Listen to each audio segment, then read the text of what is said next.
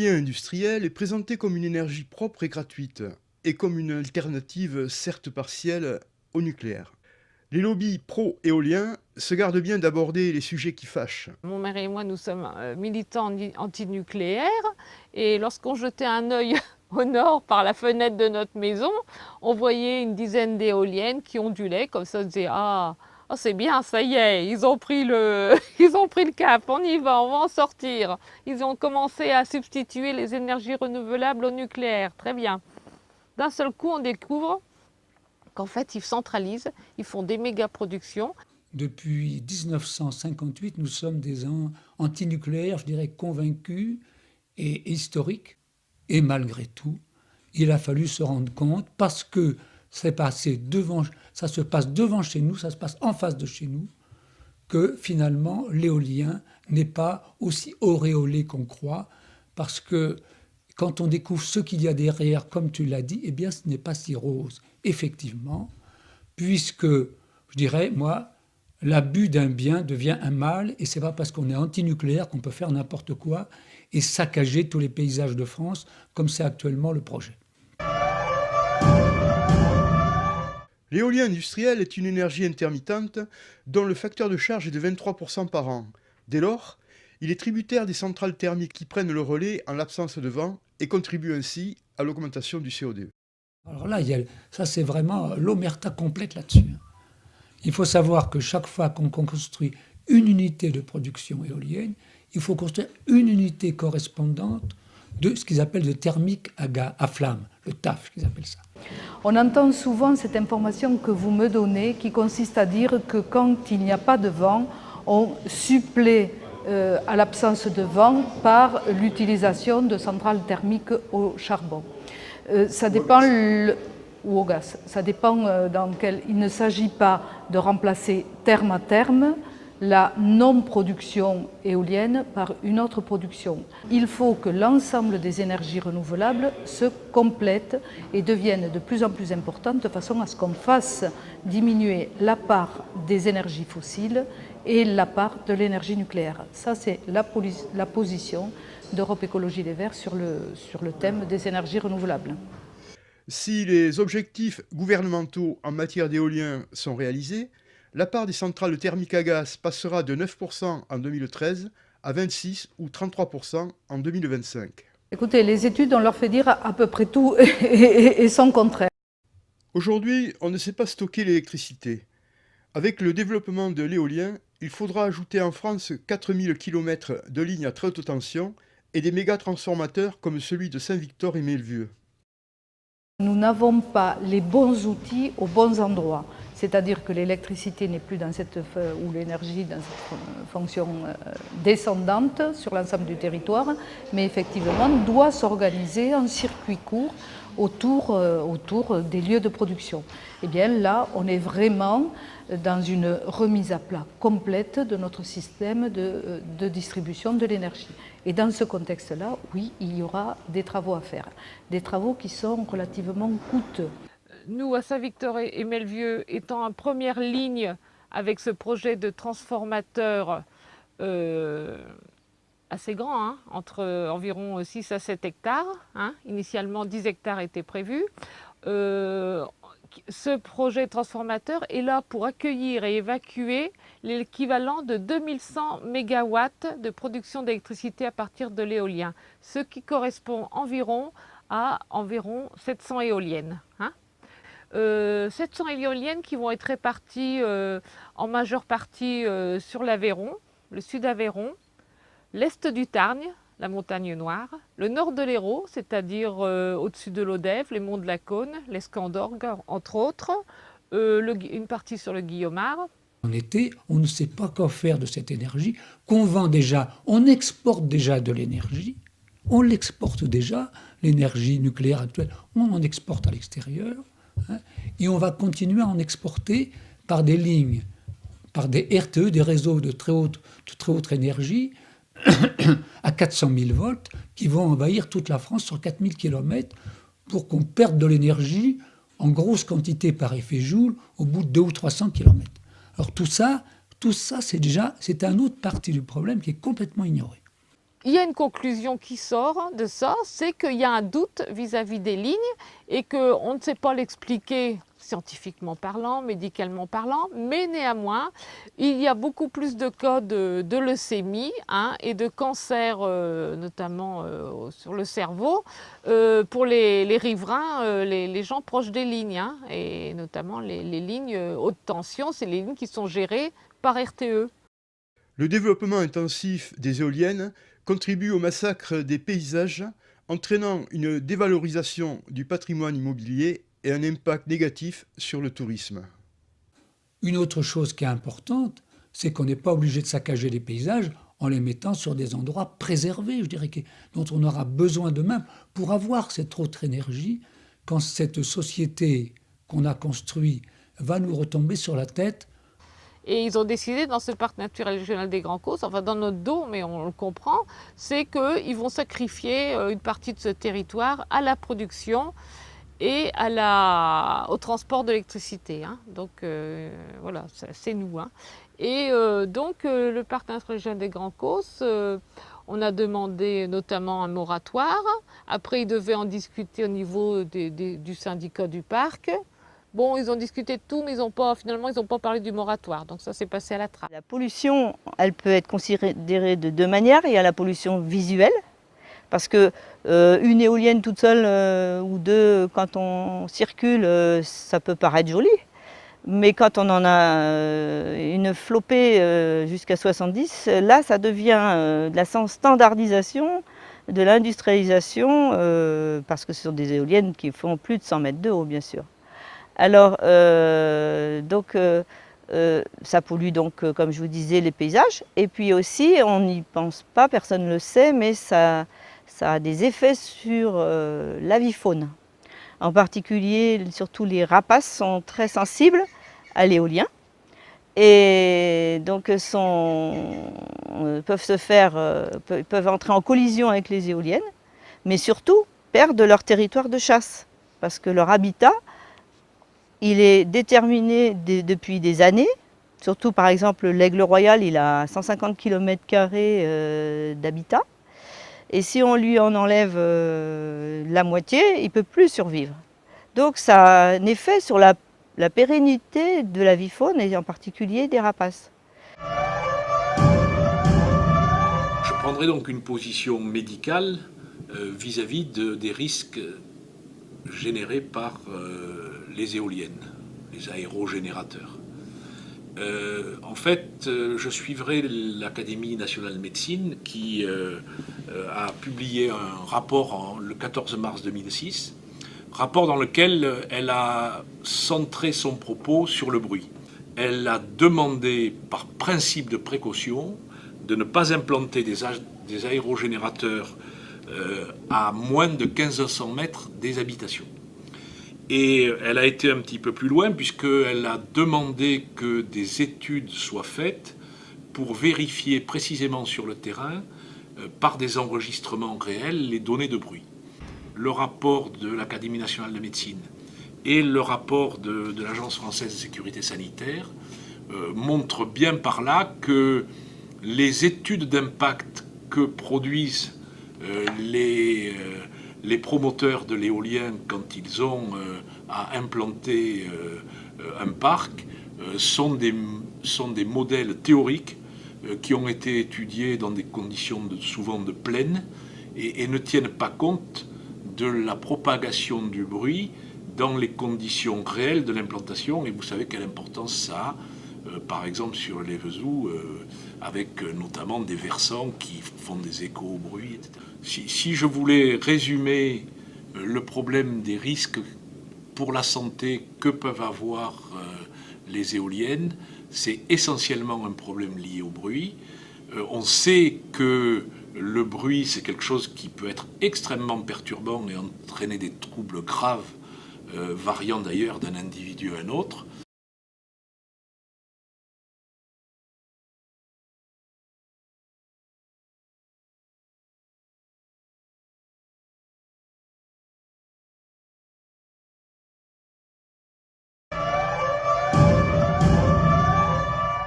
Avec l'obligation d'achat imposée par l'État à EDF À un prix garanti du courant produit 2 fois plus cher que celui du marché, cela provoque des enrichissements scandaleux.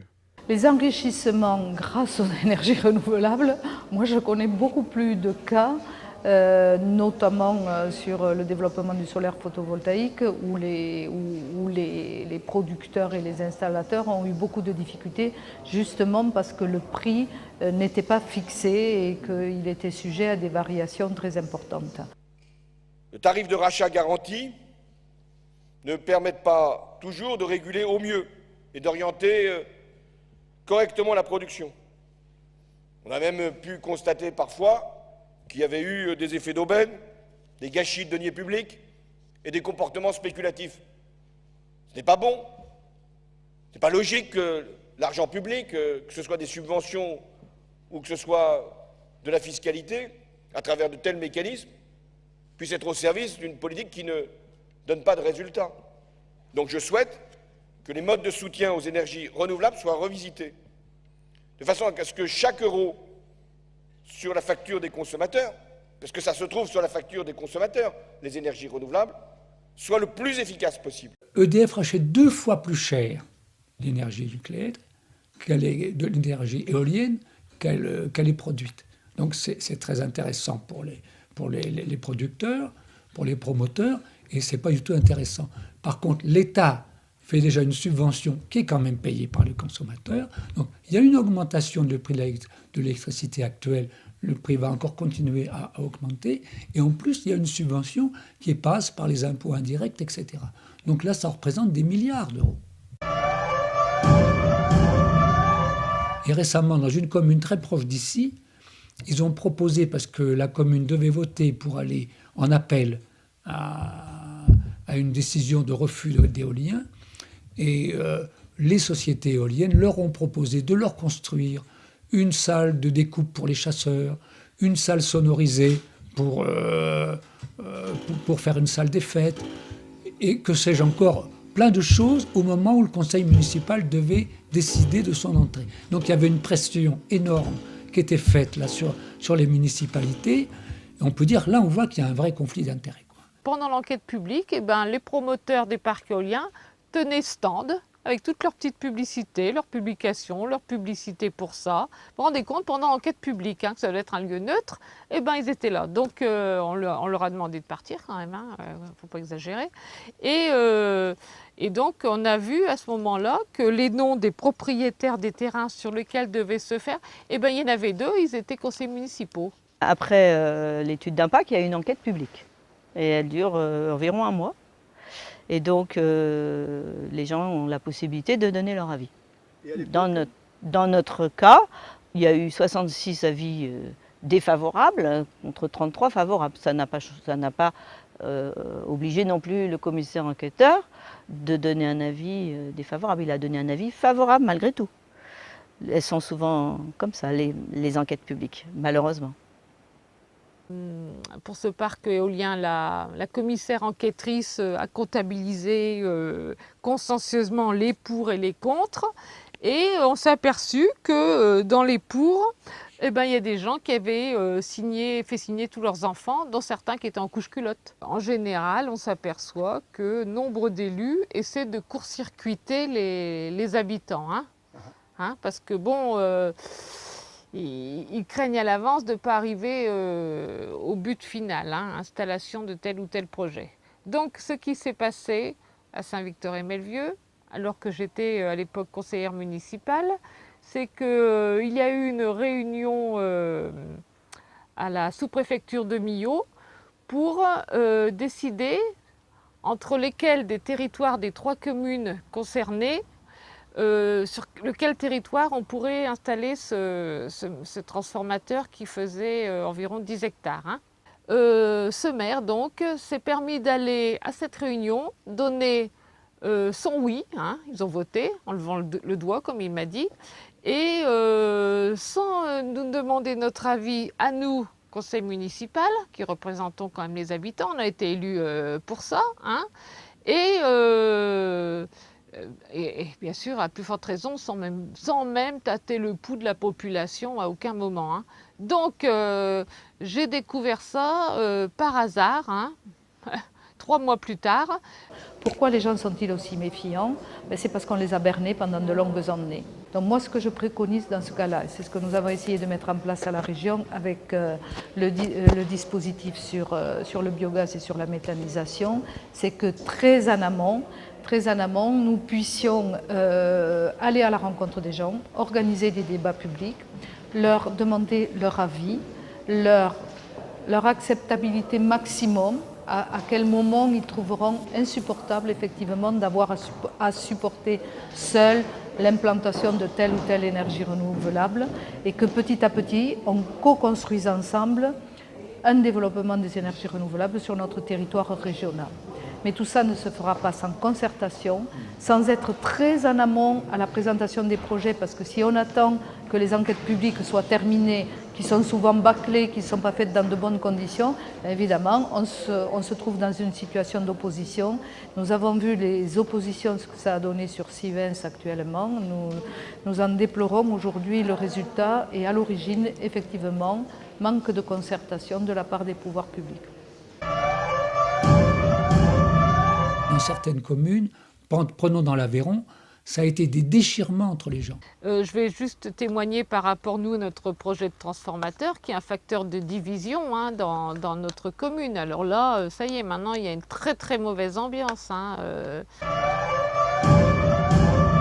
On est face à quelques cas isolés ou face à beaucoup de dossiers de ce type en France? Écoutez, quelques dizaines de cas, certainement. Et ça se retrouve dans le nord, dans le sud, dans l'est, dans le centre de la France. Les prises illégales d'intérêt sont pour moi un sujet de consternation, effectivement. Ça ne m'inspire pas de commentaires particuliers. Ce que je disais tout à l'heure de la participation effectivement des collectivités locales de base dans les modèles économiques, voire des particuliers sur leurs économies, pourrait permettre peut-être d'éviter ce genre de dysfonctionnement. On ne peut pas faire, pour moi, une énergie alternative, ça veut dire qui va dans le sens d'une nouvelle société, sans d'abord que l'homme se transforme lui-même, ça c'était mon premier point, mais sans que nous-mêmes, on veuille construire en même temps une autre société. Si on veut une autre énergie, c'est s'appliquer à soi-même cette autre énergie. C'est-à-dire commencer par soi-même à réduire ses besoins, et ensuite d'avoir des maisons isolées. Ça aussi, c'est une chose importante. Donc tout ce qui se consiste là, à avoir chez soi, effectivement, on pourrait avoir chez soi chacun une petite éolienne de 2 ou 3 mètres qui produirait une partie de notre énergie, à avoir des capteurs solaires, à avoir de l'eau chaude sur le toit. Moi, je crois à l'éolien familial, je crois à l'éolien de proximité, je crois à l'éolien citoyen, où les gens décident ensemble, eh bien oui, nous pour le village, on va en mettre 4 ou 5 là, dans un coin, on est d'accord entre nous. Bon, ça me paraît effectivement responsable. Pourquoi on ne fait pas de la géothermie dans les chaînes du puits? Il y a de l'eau chaude qui sort partout. Voilà. Je pense qu'il y a d'autres solutions, effectivement, que de tout saccager. Il faut commencer à travailler, et c'est le sens un peu du travail que nous menons notamment en région Midi-Pyrénées, sur la baisse, sur la maîtrise de la demande en énergie. Le deuxième temps est le temps du développement de des énergies renouvelables. La région Midi-Pyrénées soutient l'ensemble des énergies renouvelables. Je peux donner au final un exemple, il n'existe pas beaucoup, il y en a un ou deux en France. Par exemple, Montdidier, en Picardie, la commune a décidé d'investir dans un parc éolien de 4 éoliennes. C'est eux qui l'ont financé. Ils ont une régie municipale d'électricité, donc l'électricité qui est produite, c'est eux qui la gèrent et qui la revendent directement aux habitants. Hein. Circuit court. Voilà, circuit court. Et les 4 éoliennes produisent l'équivalent de 50% de la consommation annuelle des habitants qui sont 6 000. Hein, donc c'est pas mal. Hein. Et comme il nous a expliqué, le directeur était venu nous expliquer, il a dit mais en plus on a l'argent public, hein, on n'a pas vocation à faire des bénéfices avec. Donc une fois qu'on a payé la maintenance de la régie municipale, des transformateurs, des lignes, des petits travaux, ceux qui y travaillent, etc., ce qui reste, c'est redistribuer aux habitants pour des aides à l'isolation, des aides à l'économie d'eau, des aides pour un poêle, etc., etc. Et avec ça, on va faire aussi lancer un réseau de chaleur pour que certains habitants ne se chauffent plus radiateur électrique. Mais c'est une volonté politique de la maire, du maire, hein, qui est une dame. On voit bien qu'il y a Oui. des solutions alternatives. Au terme de cette enquête, j'ai la conviction qu'il convient de rompre avec l'éolien industriel et ses dérives, de restituer aux citoyens une véritable information et une capacité à décider, de réaliser enfin l'étude épidémiologique réclamée depuis 2006 par l'Académie nationale de médecine concernant l'impact du bruit sur la santé des riverains pour les parcs existants, de multiplier et d'évaluer les expériences alternatives visant à diminuer l'utilisation des énergies fossiles et du nucléaire.